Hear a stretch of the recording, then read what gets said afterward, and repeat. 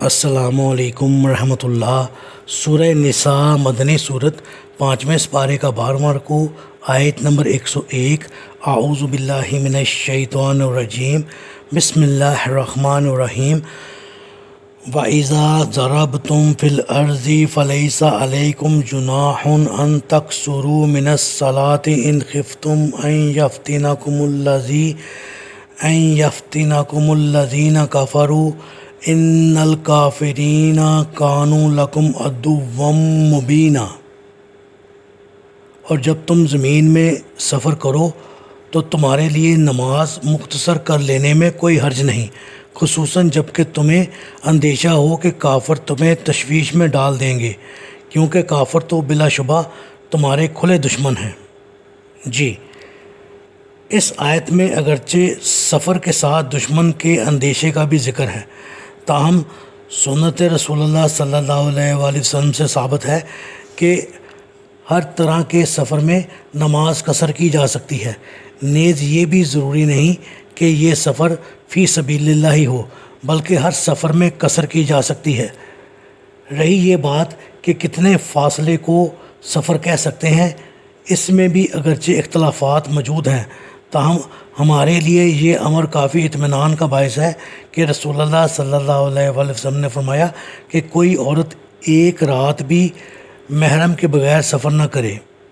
گویا اتنی مسافت جہاں سے ایک انسان پیدل رات کو اپنے گھر واپس نہ پہنچ سکتا ہو، وہ سفر ہے، اور عمر رضی اللہ تعالیٰ عنہ نے اسے اپنے دور خلافت میں ایک عورت کے سفر پر محمول کرتے ہوئے اس دور کے 9 میل کی مسافت کو سفر قرار دیا تھا، جو آج کل کے پیمانے کے لحاظ سے 15 کلومیٹر بنتا ہے۔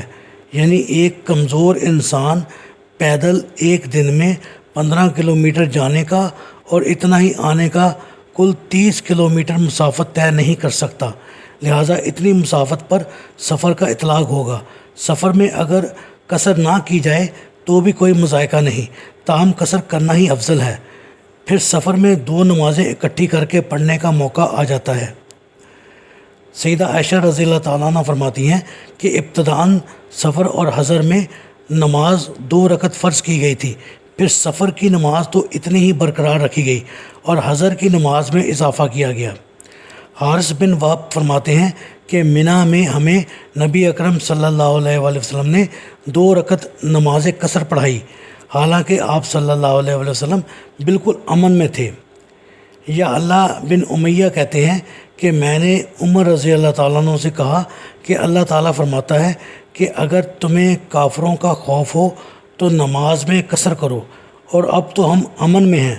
عمر رضی اللہ تعالیٰ عنہ نے جواب دیا، اسی بات پر میں نے بھی تعجب کیا اور رسول اللہ صلی اللہ علیہ وآلہ وسلم سے ذکر کیا، تو آپ صلی اللہ علیہ وآلہ وسلم نے فرمایا، یہ ایک صدقہ ہے جو اللہ نے آپ پر کیا، لہٰذا اس کا صدقہ قبول کرو۔